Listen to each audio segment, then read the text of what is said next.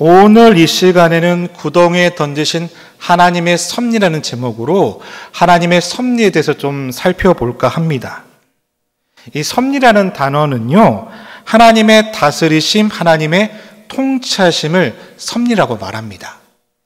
그래서 그 섭리를 믿는다라고 하면 우리의 삶의 모든 순간, 모든 자리 가운데 하나님의 통치하심과 하나님의 다스리심을 믿습니다라는 것을 고백하는 것을 말하는 겁니다. 자, 그럼 여러분은 어떻습니까?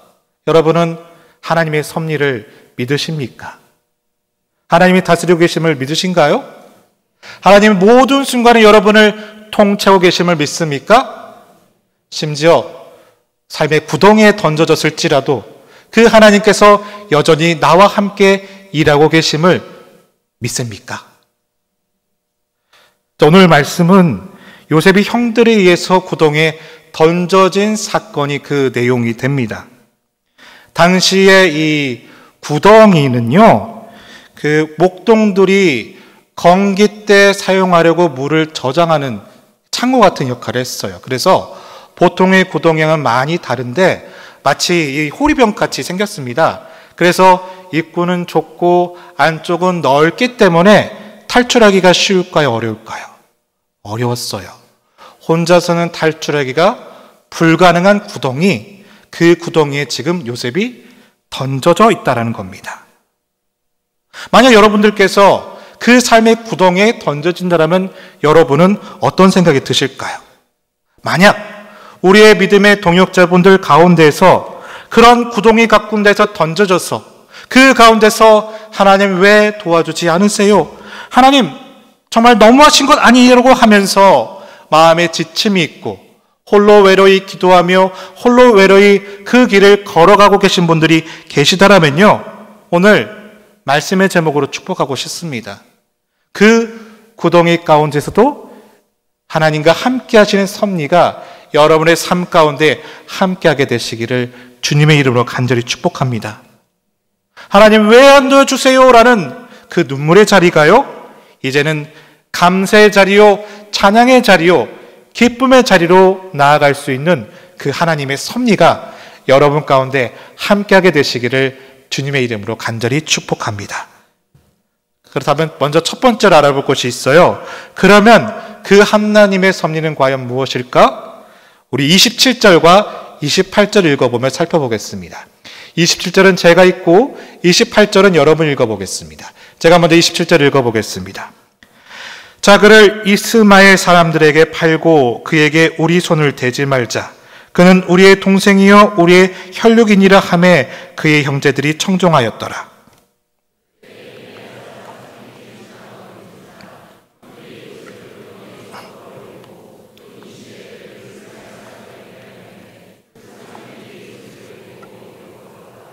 아멘.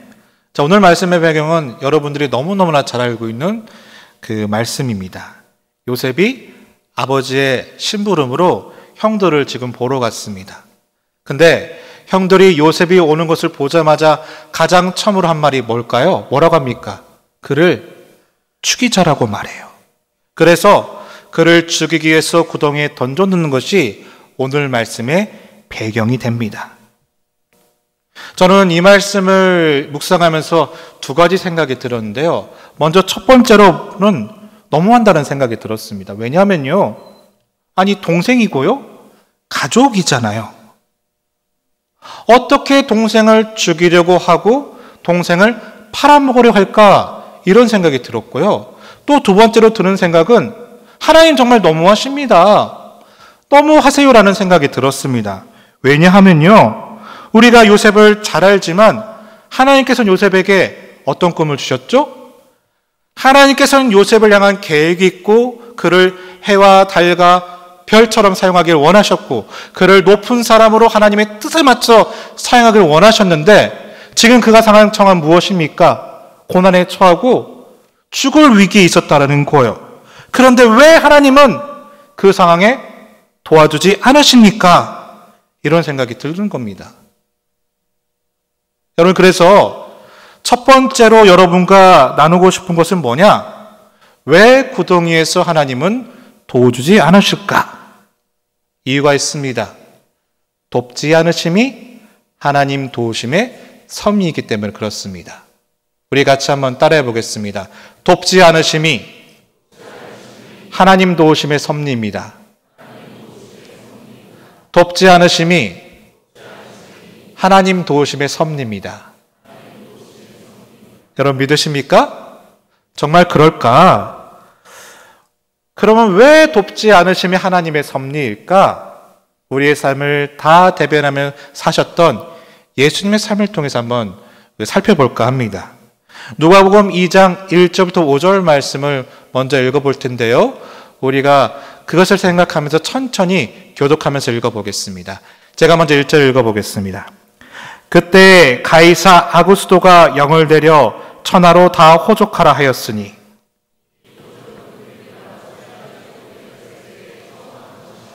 모든 사람이 호족하러 각각 고향으로 돌아가매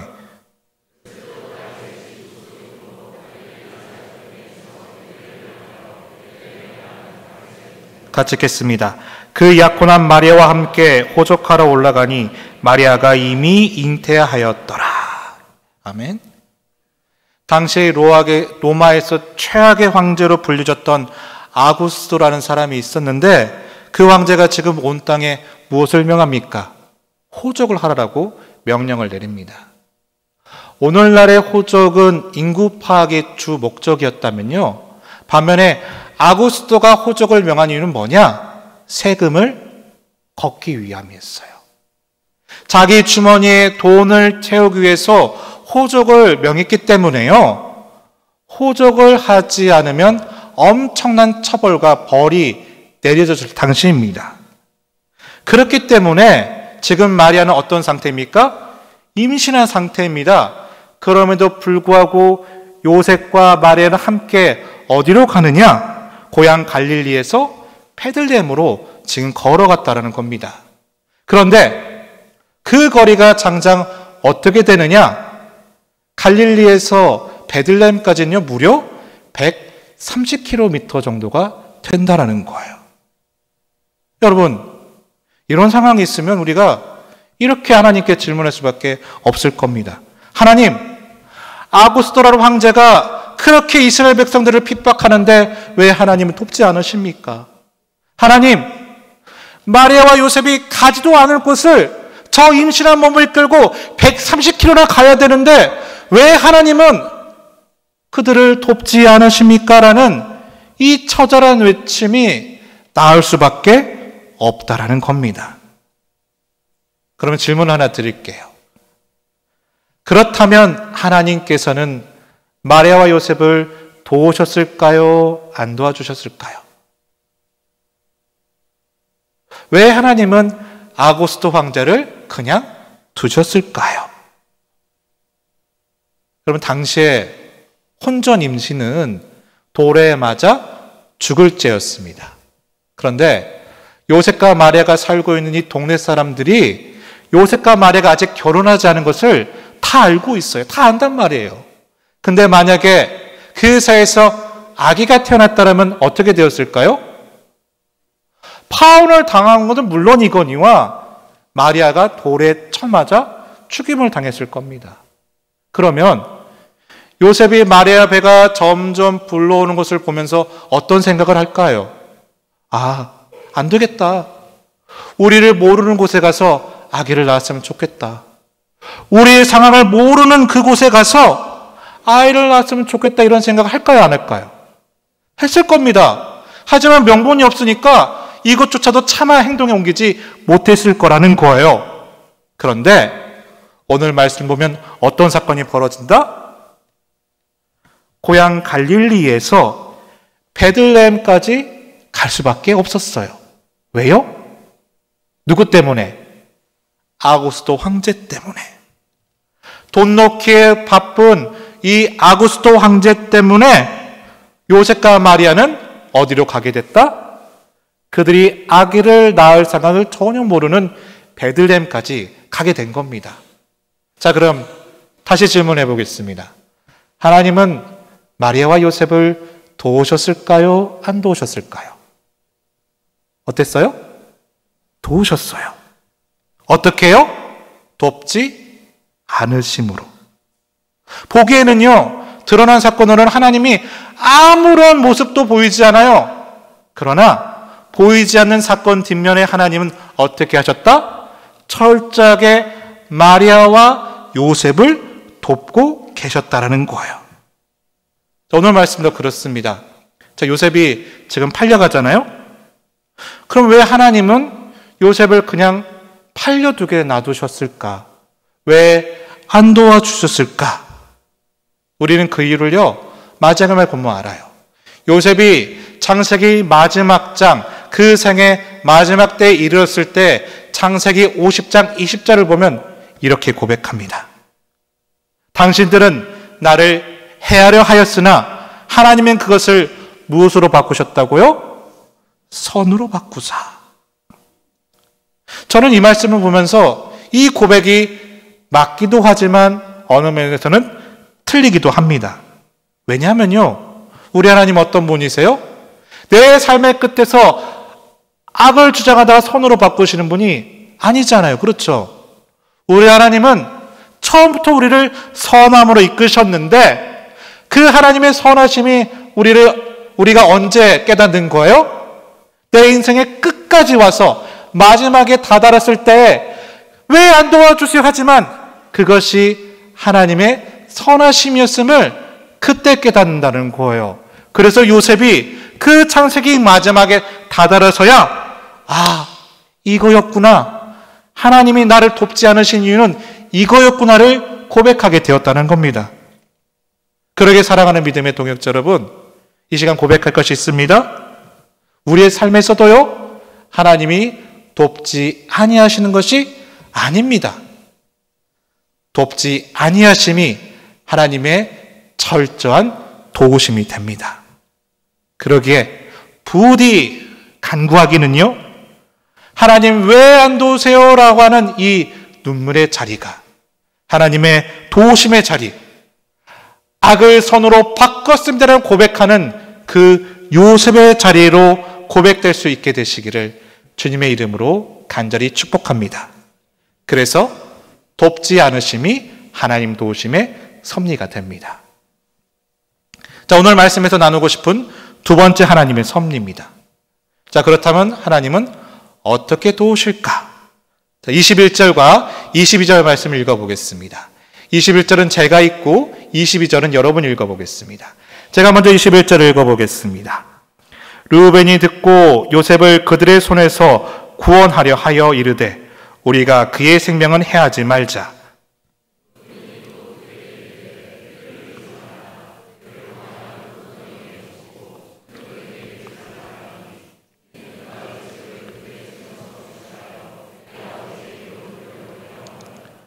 자, 이게 무슨 얘기입니까? 지금 형들이 요셉을 어떻게 하려고 하는 거예요? 죽이려고 하는 거예요. 근데 그때 르우벤이 말합니다. 뭐라고 합니까? 야, 우리가 바로 죽이지는 말고 어디에 던져놓자? 구덩이에 던져놓자. 왜 구덩이에 던져놓냐? 그러고 나면 다른 형제들의 마음이 누그러지게 되면 그때 요셉을 건져서 집으로 데려가자. 이게 르우벤의 계획이었습니다. 다시 말해서 형제들이 너무 혈기가 왕성하니까 시간이 좀 지나면 누그러질 거야. 그러면 그때 건져와서 아버지께 데려가도 괜찮을 거야 라는 것이 이 르우벤의 계획, 첫째 르우벤의 계획이었다는 거예요. 근데 어떻게 됩니까? 르우벤의 생각대로 흘러가지 않습니다. 이 르우벤의 계획이 뒤틀려지게 되는데 어떻게 되느냐? 자, 29절과 30절 말씀 읽어볼게요. 29절은 제가 먼저 읽어보겠습니다. 르우벤이 돌아와 구덩이 이르러 본즉 거기 요셉이 없는지라 옷을 찢고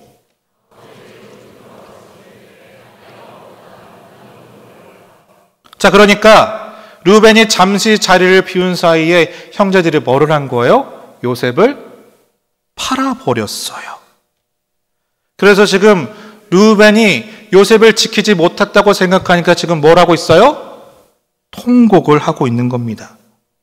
왜 통곡하느냐? 내 계획은 요셉을 건져서 요셉을 살려내서 요셉을 구원해서 집으로 돌려놓는 것이 나의 계획이었는데 그 계획이 어떻게 됐어요? 와장창 깨져버리니까, 그 계획이 무너져 버리니까 너무나 낙심한 마음에 지금 르우벤이 통곡을 하고 있다는 겁니다. 만약에, 사실 우리 삶의 역사에서는 만약에는 없지만, 만약에요, 르우벤의 계획이 성공해서 요셉이 집으로 갔으면 어떻게 되었을까요?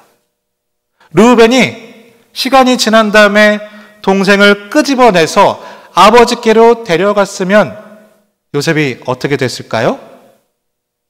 요셉은 애부급이 아니라 집으로 돌아갔을 거예요. 자, 그러면 그 후에는 어떻게 되었을까요? 이후에 온 땅에 기근이 일어나게 됩니다. 그때 이스라엘 백성들을 누가 구원해 줍니까? 총리가 되어 있는 요셉이 구원해 주죠. 그때 요셉은 있었을까요? 없었을까요? 하나님의 계획은 애굽을 인큐베이트를 해서 수많은 백성들을 이루고 난 다음에 다시 가나안 땅으로 그들을 인도하시고자 하는 계획이 있었는데 요셉을 통해서 그 일이 감당되었을까요? 감당되지 않았을까요? 안 됐을 거예요. 물론 하나님은요, 그 약속하시고 계획하신 말을 반드시 성취하시는 분이기 때문에 어떻게 해서든 그 일을 이루시겠지만요, 요셉을 통해서는 아니랄 거라는 겁니다. 자, 그러니까요, 르우벤의 계획이, 요셉을 건져내는 계획이 실패했어요. 완전히 실패한 거예요. 하나님이 그 순간에 돕지 않으시니까 집으로 돌려보내는 계획이 실패한 겁니다. 그런데 그 계획이 실패했기 때문에 어떤 일이 벌어집니까? 하나님의 역사가 진행하게 됩니다. 그래서 오늘 말씀에서 나누고 싶은 두 번째입니다. 때때로 우리 삶에서 하나님의 도우심이 정말 필요합니다. 근데 그 도우심이 없어서 실패하는 경우가 있어요. 완전히 무너질 때가 있어요. 그러나 그 실패는 정말 내 마음에 어렵지만요, 그 실패는 우리 삶 가운데로 하나님이 도우시는 섭리가 된다는 겁니다. 우리 한번 따라해 볼까요? 실패가 하나님 도우심의 섭리입니다. 실패가 하나님 도우심의 섭리입니다. 그러니까 내 삶의 실패가 사실은 무엇이었다? 하나님의 섭리였다라는 거예요. 그래서 축복합니다. 혹시 여러분 가운데 어떤 실패 가운데, 어떤 무너짐 가운데 마음이 어려워하고 힘든 분들이 계시더라면요, 왜 하나님 안 도와주셔서 실패했습니다 라고 외치는 분들이 있다라면요, 오늘 나의 실패가 하나님의 도우심입니다 라고 고백할 수 있는 그 은혜가 있게 되시기를 주님의 이름으로 간절히 축복합니다. 자, 그렇다면 이게 과연 진짜일까? 자, 실패가 하나님의 도우심이라고 잘 보여주는 말씀이 느헤미야서에 등장을 합니다. 여러분, 느헤미야서는요, 이스라엘 백성들이 바벨론의 포로로 있다가 3차에 걸쳐서 이스라엘로 도와주는 말씀의 내용이 됩니다. 그래서 1차, 2차, 3차 이렇게 차례로 고국으로 돌아오게 되는데 느헤미야는 몇 차일까요? 3차. 3차에 와서 성벽을 완공하는 모습이 이 느헤미야서에 나와 있어요. 다시 말해서 3차에 걸쳐서 성벽 재건에 성공했다는 것은 1차 때와 2차 때는 어떻게 했다는 거예요? 성벽 재건에 실패했다는 거예요. 누구만이 성공했다? 3차에 느헤미야만이 성공했다는 뜻이에요. 자, 그런데요, 자, 느헤미야가 성벽을 다 완공하고 난 다음에 하나님께 나아가서 봉헌식을 드리는데요, 좀 이해되지 않는 행동을 그가 보여주는 모습을 보게 됩니다. 자, 느헤미야서 12장 말씀인데 성경을 가지고 계신 분들은 느헤미야서 12장을 직접 찾아보시면 좋겠고요. 지금 이 자리에서는 1절만 한번 읽어보도록 하겠습니다. 우리 1절 말씀을 같이 한번 읽어보겠습니다. 1절입니다. 준비, 시작.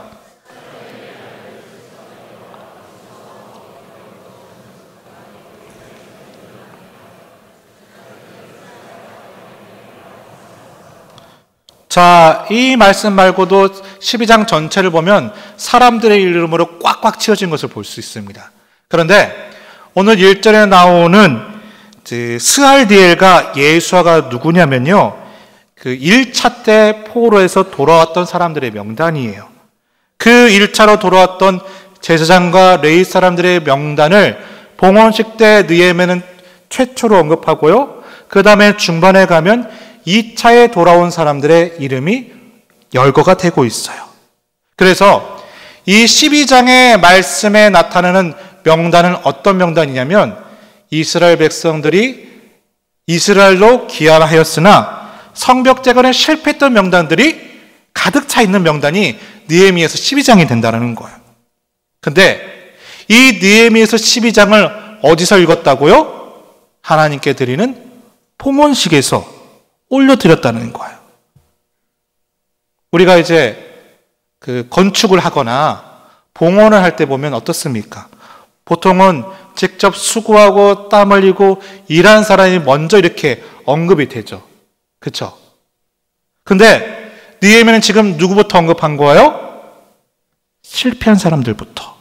먼저 와가지고 1차, 2차 와가지고 그럼에도 불구하고 성벽 재건에 실패한 사람들을 먼저 올리고 있다라는 거예요. 왜 그럴까요? 느헤미야는 이런 고백이 있는 겁니다. 그들이 했던 실패, 1차, 2차의 실패는 사실은 실패만이 아니다. 실패란 그게 아니다. 그 실패로, 그 깨어진 벽돌로 이미 성벽이 하나하나 올라가고 있었기 때문에 내가 3차로 와서 성벽을 완공할 수 있었다. 이 고백이 느헤미야에게 있었다는 겁니다. 마찬가지로 하나님께서 요셉을 쓰신다고 말씀하실 때는요, 요셉이 총리로 되어 있을 때만 쓰시는 거 아니에요. 요셉이 고난을 당하고 형들에게 죽임을 당할 뻔하고 팔려가고 보디발의 집에 있고 감옥에 갇힐 수 있는 그 모든 과정들, 스스로 원하지 않았지만 겪어야 했던 그 모든 과정들을 하나의 벽돌로 사용하셔서 그 벽돌을 쌓아서 인생의 성벽으로 하나님은 사용하기 원하시는 것이 하나님의 계획이 된다는 겁니다. 하나님 모세를 사용하신다고 하시잖아요. 그 모세를 사용하신다는 것은 마찬가지입니다. 왕자일 때 그 권위만을 가지고 사용하신 것이 아니라 그가 쫓김을 당해서 40년 동안 철저히 광해에 있었고 실패라고 생각했던 그 모든 순간들도 다 사용하셔서 하나님은 그 모세의 전체 인생을 들어 쓰시는 것이 바로 하나님의 섭리하심의 계획이 된다는 거예요. 그러게 사랑하는 믿음의 동역자 여러분, 도전하고 축복합니다. 내 삶에 실패가 때로는 있어요. 하지만 절대로 후회하지 마시길 바랍니다. 왜 그럴까요? 그 실패는 내 깨어진 벽돌이 쌓아 올리는 시간이기 때문입니다. 그 실패의 벽돌을 하나하나 쌓아 올려서 그 실패의 벽돌로 하여금 하나님의 일하심의 자리로 바뀌어가는 은혜가 오늘 여러분의 삶 가운데 함께하게 되시기를 주님의 이름으로 간절히 축복합니다. 자, 오늘 말씀에서 나누고 싶은 마지막 세 번째, 무엇이 하나님의 섭리일까? 오늘 28절의 말씀을 다 같이 한번 읽어보겠습니다. 28절입니다. 준비, 시작.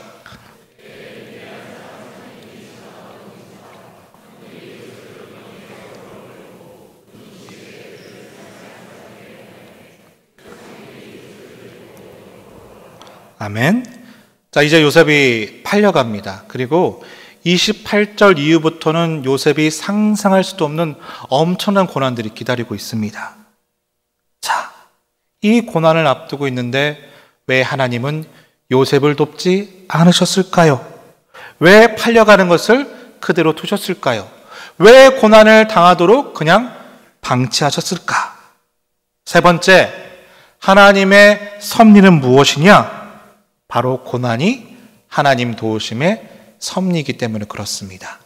우리 따라해 보겠습니다. 고난이 하나님 도우심의 섭리입니다. 고난이 하나님 도우심의 섭리입니다. 여러분 믿으십니까? 여러분 그래요. 고난이 하나님 도우심의 섭리이기 때문에 때로 우리는 고난을 당하기도 한다는 거예요. 축복하기는 내 삶에 어떤 고난이 있으십니까? 그 하나님의 섭리하심을 말미암아 고난 가운데 하나님의 뜻이 나를 통해 나타나게 되시기를 주님의 이름으로 간절히 축복합니다. 자, 그러면 이게 진짜일까? 바울의 얘기를 통해서 한번 풀어볼게요. 자, 바울은 자신의 몸에 가시가 있었다고 하죠. 그래서 이 가시를 놓고 하나님께 무려 3번이나 간구하며 기도합니다. 하나님, 이 가시를 없애주세요. 이 가시 빼주세요. 이 가시 제거해주세요. 3번이나 간절히 기도합니다. 그런데 그 간절한 기도 앞에 하나님은 가시를 빼주신 것이 아니라 바울에게 이렇게 말씀하세요. 고린도후서 12장 9절 말씀 제가 한번 읽어보겠습니다. 나에게 이르기를 내 은혜가 족하도다. 이는 내 능력이 약한 데서 온전하여 짐이라 하신지라. 자, 여기까지 볼게요. 자, 나에게 이르기를 내 무엇이라고 하죠? 은혜를. 바울은 그것을 가시라고 하고 고난이라고 하는데 하나님은 그것을 뭐라고 말씀하세요?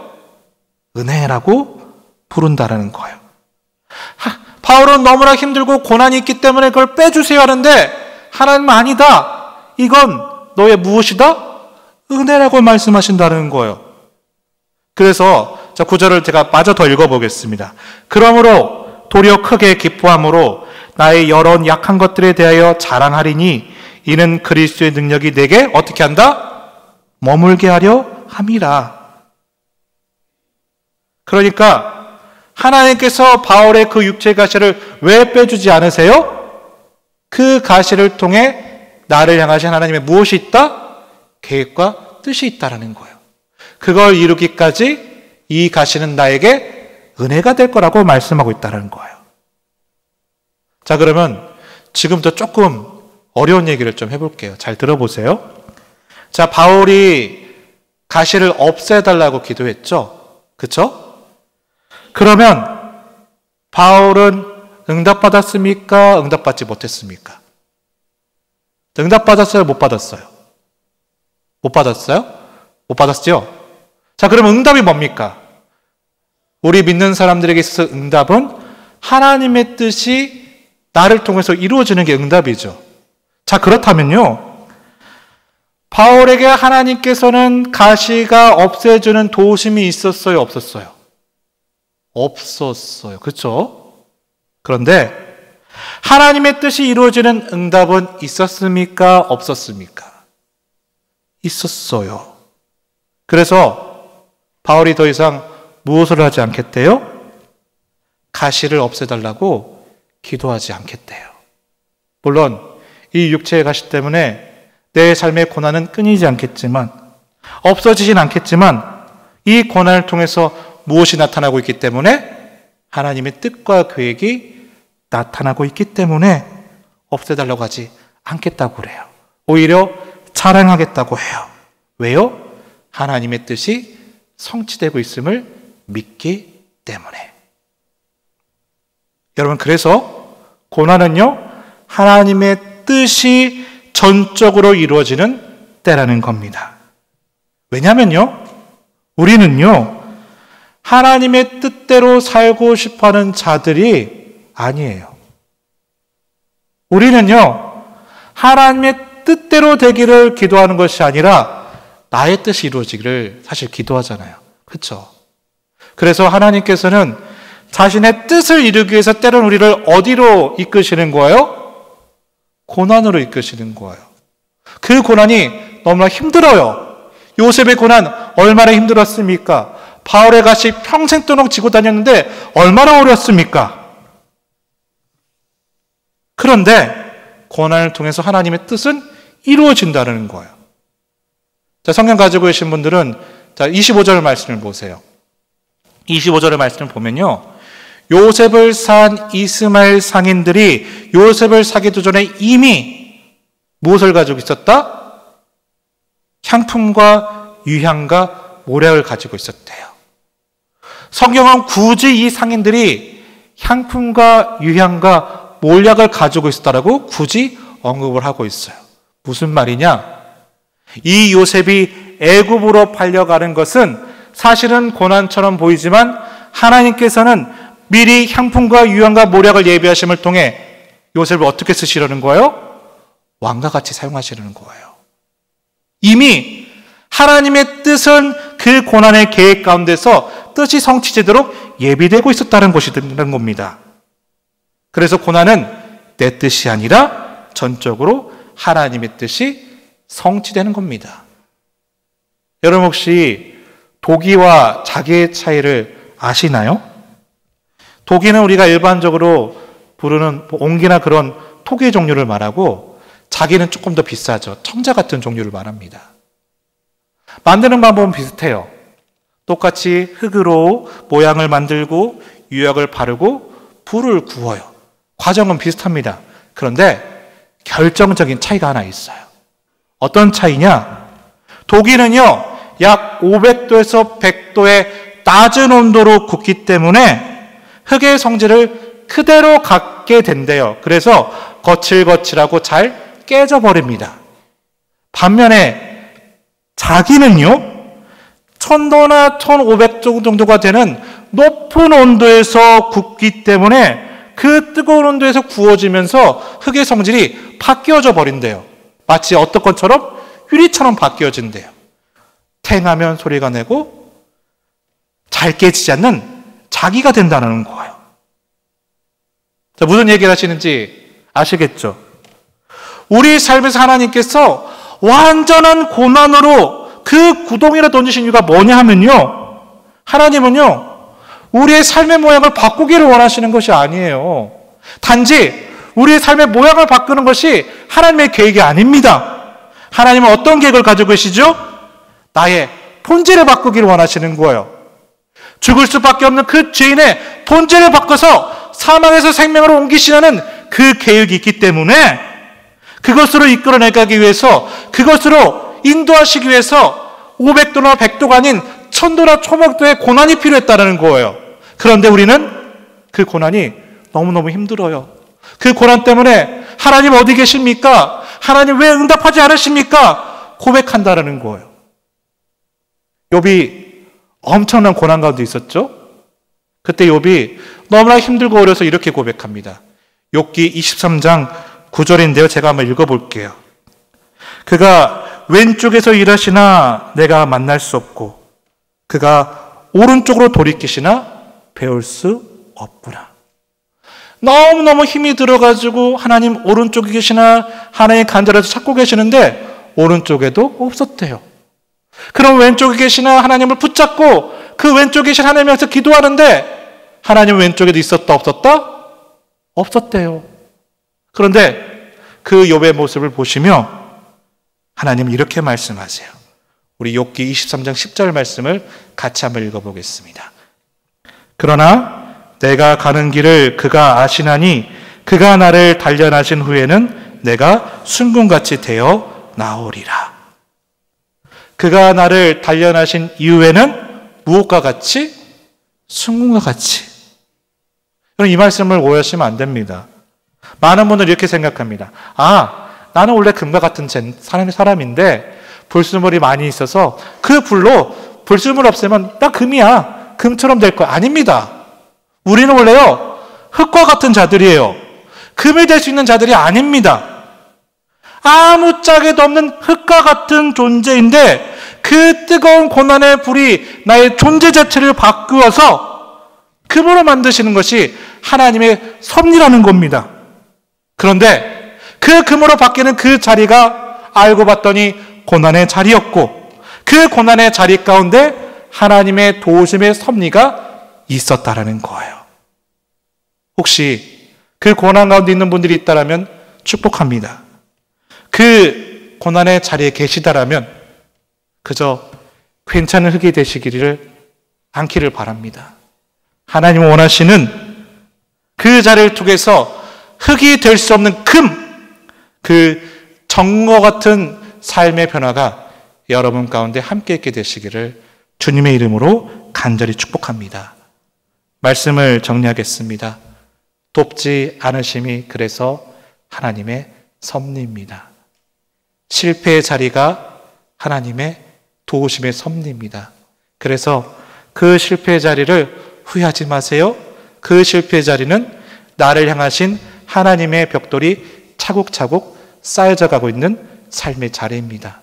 고난이 있다라고 너무 힘들어하지 마시길 바랍니다. 그 고난은 나를 전문가 같이 만드시는 하나님의 계획이었음을, 섭리였음을 믿음을 통해, 나의 삶을 통해 하나님의 뜻이 성취되시기를 주님의 이름으로 간절히 축복합니다.